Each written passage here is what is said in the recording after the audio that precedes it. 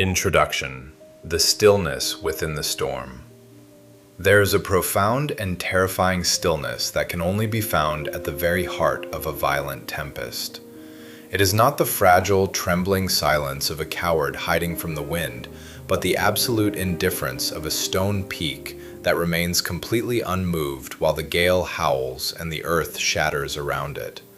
While the world around you descends into a chaotic spiral, driven by the frantic and reactive energy of raw fear, there exists a level of psychological fortress, a sanctuary of the soul, where panic simply cannot enter. Ancient Japanese warriors and Zen masters identified this state of being as Fudōshin, the immovable mind. This was not a mere philosophical curiosity, it was the ultimate psychological weapon, an internal suit of armor that guided the legendary Miyamoto Musashi through 60 lethal encounters without a single defeat. He didn't win because he was faster or stronger, but because his mind was a void that pressure could not crush. Today, you are not just listening to a story about the past. You are beginning the process of installing a high-performance operating system into your own modern consciousness. But take heed. This is not about self-improvement in the way you've been told. It is not about adding more to your life.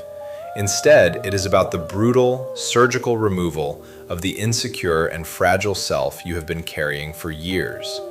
It is about stripping away the negotiator until only the mountain remains. Before we descend into the void of the unmovable mind, join our community of seekers by subscribing and activating the bell. This tells your brain that you are serious about this transformation. If you are ready to stop being the leaf and start being the mountain, type Immovable in the comments below.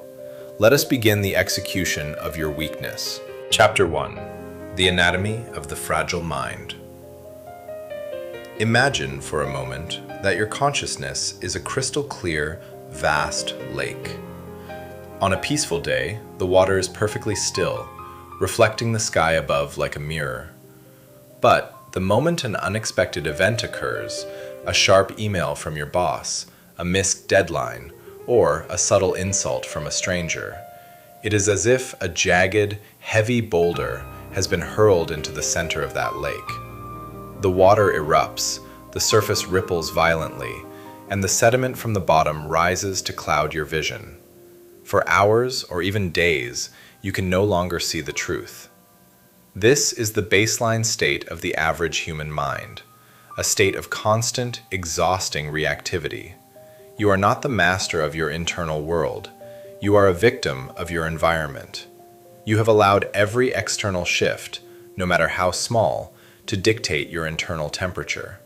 You are like a leaf in the wind, convinced that the wind is your enemy, when in reality, the problem is your own lack of roots. Miyamoto Musashi, the legendary swordsman who faced death more times than most men face breakfast, looked at this reactivity and saw it as a literal death sentence. In the heat of a duel, if your mind stops, even for a millisecond, to worry about the opponent's blade or your own reputation, you have already invited your own end.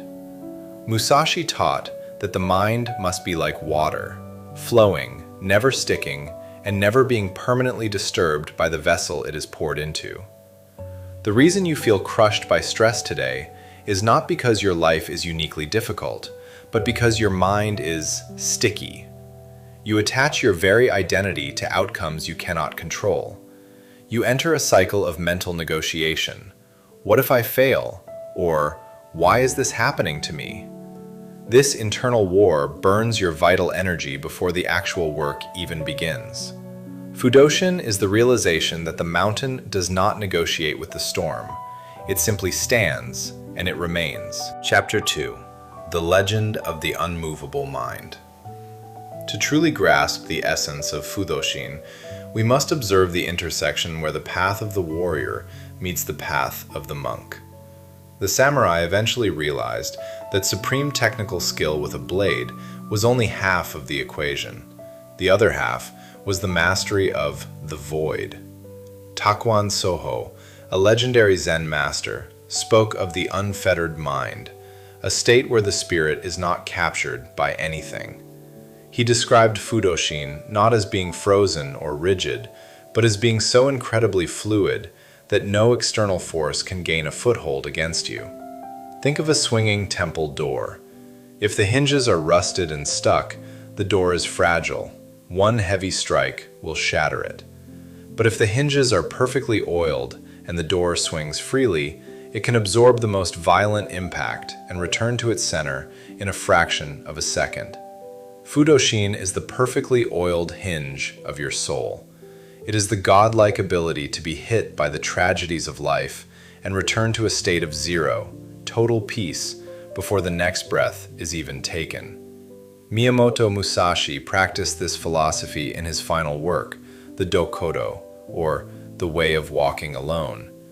He lived a life of extreme minimalism and absolute discipline because he understood that attachments are the heavy rocks thrown into the lake of the mind. If you have nothing to lose, you have nothing to fear. If you have no ego to protect, there is no surface for an insult to strike. This is why people will eventually look at you with a sense of unease. They will try to provoke you, and they will find only a void. They will try to pressure you, and they will find only a mountain. You become truly unpredictable because you are no longer controlled by the standard human levers of fear and desire. While the average person is a puppet of their emotions, the man with Fudōshin has cut the strings. You are no longer navigating by what feels good. You are navigating by what is necessary. Chapter 3. The Architecture of the Void. So, the question remains, how do you actually build this architecture? How do you construct an immovable mind when your current reality is a frantic mess of digital notifications, mounting debt, and social anxiety? The first step is the radical practice of Mushin, or no mind. This is not about emptying your brain of thoughts or becoming a mindless robot. Instead, it is the sophisticated art of detaching the I from the thought itself. When a stressful thought arises, the average person instinctively says, "I am stressed." By doing this, you have fused your identity with the emotion.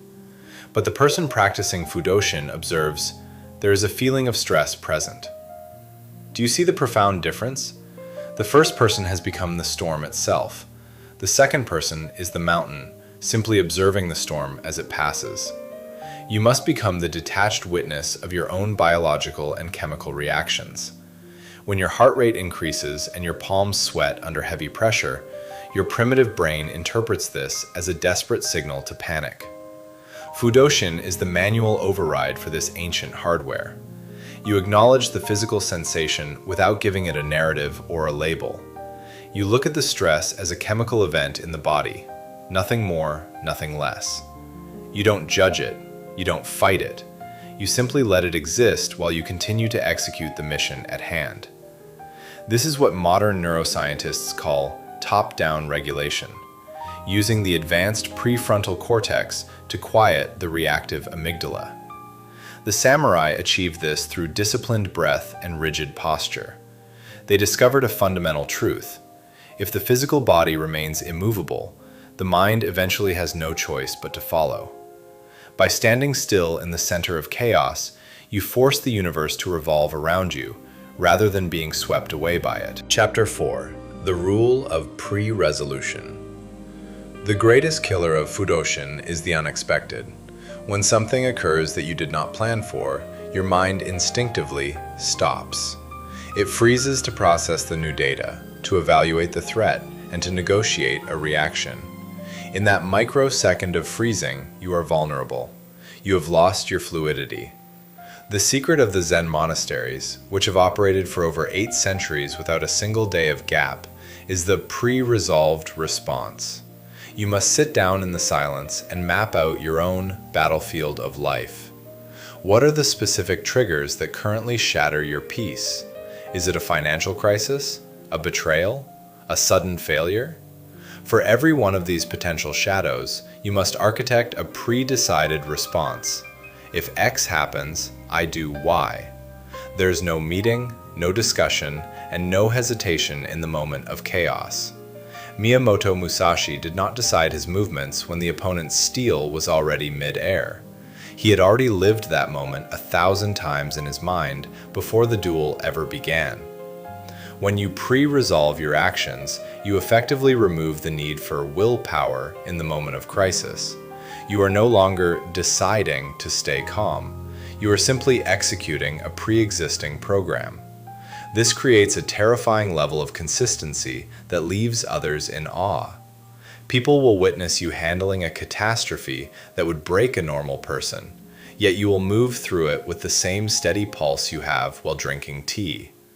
That is the true power of a mind that has already lived through the catastrophe and decided in advance that it is not a threat. Chapter 5. The Death of the Negotiator. Every single morning, the moment you open your eyes, a negotiator enters your mind. He is subtle, persuasive, and incredibly dangerous. He tells you that you are exhausted, that the world is inherently unfair, and that you can surely start your discipline tomorrow. Most people spend their entire lives listening to this negotiator, mistaking his whispers for their own inner voice. He is not you. He is the rust on your hinges, the friction that prevents your soul from swinging freely. Fudōshin is the total and absolute execution of this negotiator. You must reach a depth of practice, what the monks call gyoji, where the negotiator simply has no one left to talk to. When the alarm rings, you don't try to get up. You are simply already standing. There is no gap between the impulse of duty and the action of execution. This is the seamless practice that Zen Master Dogen taught. The moment you allow a gap to exist, you allow the wind of doubt to enter and weaken your mountain. To master the immovable mind, you must intentionally seek out discomfort, to practice not negotiating with it.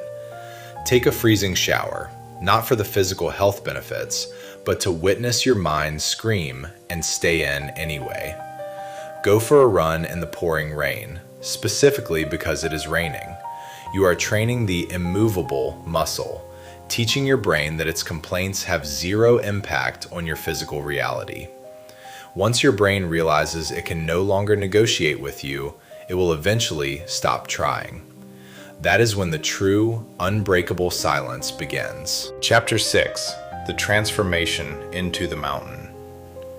As you begin to embody the principles of Fudōshin, a subtle but profound shift will occur in your very presence. You will notice that you move slower through the world, yet you arrive at your goals much faster than those who are rushing. You will speak less, but each word you utter will carry a crushing weight of authority. This is what the Japanese masters call zanshin, a lingering, heightened awareness that remains as a heavy energy long after a task has been completed. When you find yourself under immense pressure at work and everyone else is shouting in panic, your silence will become the most powerful thing in the room. When life throws a sudden tragedy your way, your ability to grieve without losing your fundamental center will become a beacon of hope for others. You will become the person that others instinctively lean on simply because you are the only one who has stopped moving with the wind. But be prepared for the catch. Fudōshin is a lonely and solitary path. Most people are addicted to their drama. They want you to panic alongside them to validate their own weakness. When you remain an unmovable mountain, it highlights their own fragility and lack of roots. They will call you cold. They will call you obsessive. They will claim that you lack balance. What they truly mean is that they are terrified by your absolute lack of fear. Accept this reality without judgment. The mountain does not need the approval of the valley below to remain standing. Your discipline is your own sanctuary. Your silence is your own power.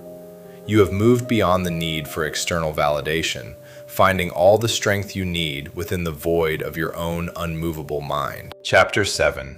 The Final Vow. The journey toward the immovable mind ends exactly where it began, with a singular, conscious choice. Are you going to continue being a fragile leaf, tossed and broken by every passing wind? Or are you truly ready to become the mountain? The systems we have explored today, the public declaration, the fixed schedule, the seamless practice, and the pre-resolved answers, are merely the blueprints for your fortress. But remember, the blueprint is not the building. You must be the one to lay every stone. You must step into the storm, not with a prayer for it to end, but with a vow to endure it.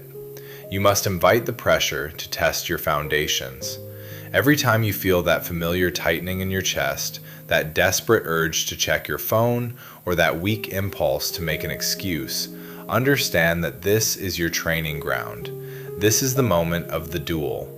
Do not look away. Do not negotiate. Stand perfectly still.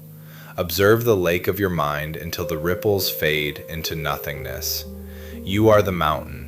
The storm is just a temporary visitor passing through a world that cannot move you.